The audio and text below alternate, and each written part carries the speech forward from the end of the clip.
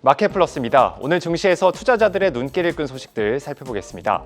첫 번째 주제, 워크아웃설 진짜야? 태영건설의 워크아웃설이 다시 고개를 드는 모습입니다. 고금리로 부동산 프로젝트 파이낸싱 대출이자 부담에 더해서 우발 채무까지 늘어나며 유동성 위기를 겪고 있기 때문인데요.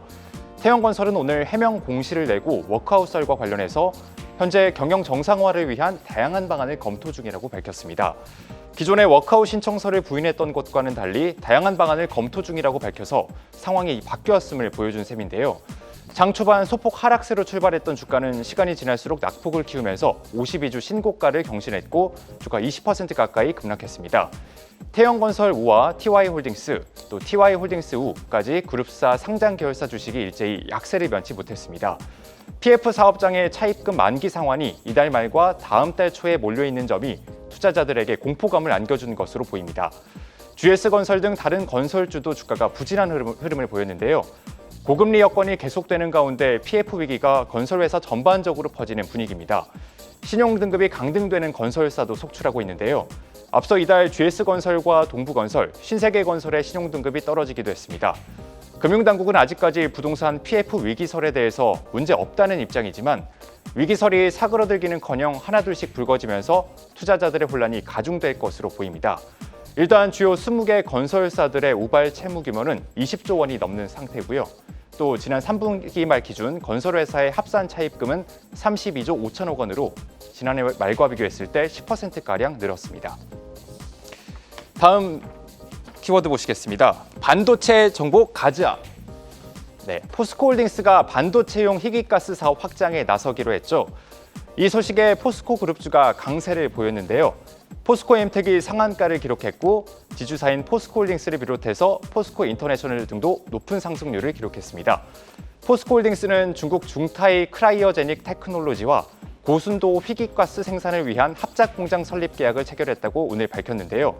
고순도 희귀가스는 주로 반도체, 디스플레이, 인공위성 추진체 등 첨단 산업에 사용이 되는 제논, 네온, 크립톤 가스 등으로 구성됩니다. 2차 전지에 이어서 반도체로 사업 영역을 확대하면서 미래 먹거리 두 축을 동시에 보유하는 셈이 됐습니다. 내년 중 고순도 희귀가스를 생산하는 공장 착공과 준공에 들어갈 예정인데요.